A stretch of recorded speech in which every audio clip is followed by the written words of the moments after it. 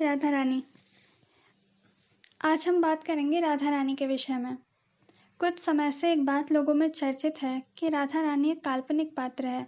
ऐसी बहुत सी बातें लोग कहते हैं कि राधा रानी का कोई अस्तित्व नहीं था, वह एक काल्पनिक बात है, काल्पनिक पात्र है। इस बात को साबित करने के लिए बहुत सारे लोग कहते हैं कि राधा रानी का वर्णन महाभारत, विष्णु पुराण या भागवत आदि ग्रंथों में नहीं है। इसका अर्थ है कि राधा रानी एक काल्पनिक पात्र है। इसलिए आज हम देखते हैं कि क्या राधा रानी कोई काल्पनिक पात्र थी या नहीं। देखिए, सबसे पहले इस बात को समझना आवश्यक है कि हमारे सनातन धर्म में बहुत सारे ग्रंथ हैं। कुल मिलाकर 18 पुराण हैं। वो भी केवल मुख्य 18 पुराण हैं, बाकी और भी बहुत कुछ है। मुख्य 11 उपनिषद है। कुछ लोग कहते हैं कि 108 संख्या है उपनिषदों की, लेकिन साधुजनों द्वारा 11 मुख्य उपनिषद बताए जाते हैं। 4 वेद हैं। इसके अतिरिक्त ब्राह्मण ग्रंथ भी हैं। कहने का अर्थ यह है कि ग्रंथ तो बहुत सारे हैं, केवल भागवत और महाभारत ही ग्रंथ नहीं है। और अगर आप में से किसी ने भागवत, महाभारत या विष्णु पुराण आदि कोई ग्रंथ पढ़ा है तो ये बहुत सराहनीय है और पढ़ते रहिए। हमारी ऐसी ही इच्छा है कि सब ग्रंथ पढ़ें, लेकिन केवल इन 3 ग्रंथों को पढ़ के कोई विद्वान तो नहीं हो सकता। अभी आपको वेद, उपनिषदों आदि का ज्ञान प्राप्त करना तो बाकी है। इस बात का ध्यान रखें। और बहुत कुछ है इस संसार में, हमारे सनातन धर्म में अनंत ज्ञान है। इसलिए केवल 3 ग्रंथों के आधार पर कोई भी निर्णय लेना सही नहीं होगा।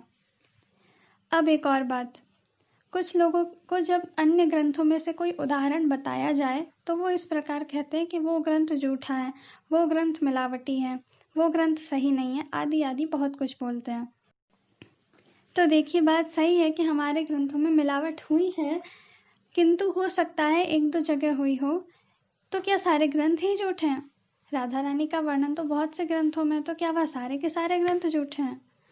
ब्रह्म वैवर्त पुराण, जो कि वेद व्यास जी ने ही लिखा है, उसमें राधा रानी का वर्णन है। गर्ग मुनि द्वारा रचित गर्ग संहिता में राधा रानी का वर्णन है। पद्म पुराण में भी राधा जी का वर्णन है। देवी भागवत में भी राधा जी का वर्णन है। चलिए, इन सब की बात बाद में विस्तार पूर्वक करेंगे। अभी कुछ सामान्य ज्ञान की बात करते हैं।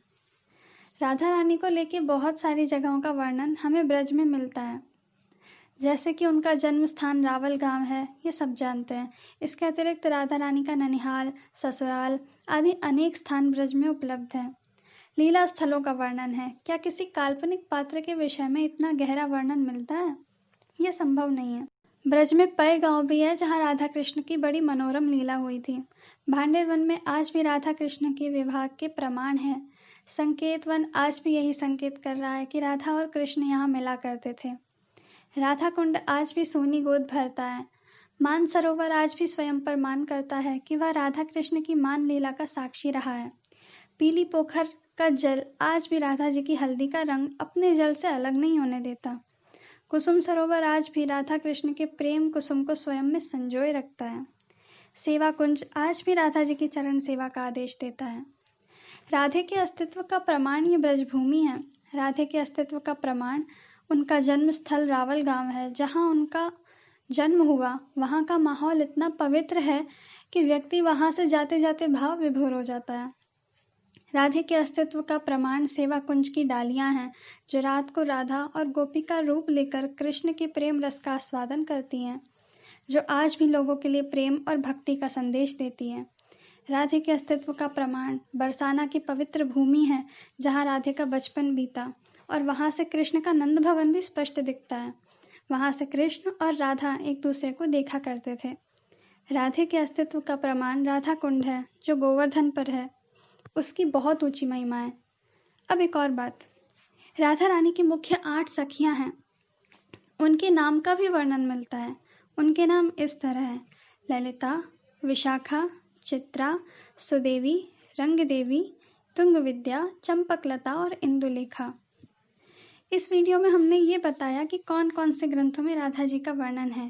केवल इतना ही नहीं, हम आपको यह भी बताने वाले हैं कि उन ग्रंथों में क्या वर्णन है। पूरे प्रमाण के साथ हम श्लोक भी आपको दिखाएंगे, जिससे यह बात साबित होगी कि जिन ग्रंथों में राधा रानी के होने का वर्णन हमने किया है वो सब सत्य है। और साथ ही जो उपरोक्त 8 सखियां हैं उनके विषय में भी हम आपको और बताएंगे। अभी राधे राधे।